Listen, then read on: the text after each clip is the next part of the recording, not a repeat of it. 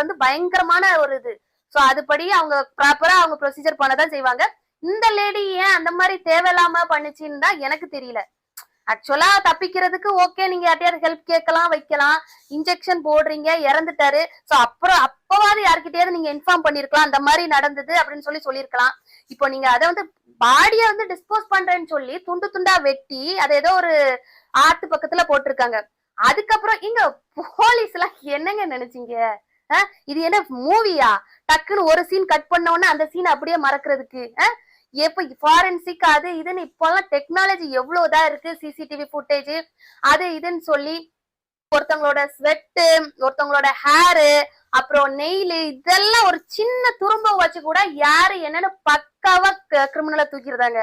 So இதுக்கெல்லாம் அந்த lady எப்படி இவ்வளோ யோசனை வந்தது? யார் இந்த ஒரு கோமாளித்தனமான ஒரு ஐடியாவை கொடுத்தான்னு எனக்கு புரியல.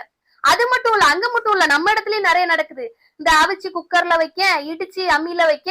சோ அதெல்லாம் என்ன கண்டுபிடிக்க மாட்டாங்கன்னு திரும்ப தைரியமா அப்படி பண்றாங்க. போலீஸ் எல்லாம் கண்டுபிடிக்க மாட்டாங்கன்னு நினைச்சாங்களான்னு தான் எனக்கு புரியவே இல்லை. இன்னுமே ஒரு கொலை பண்றீங்கன்னா கண்டிப்பா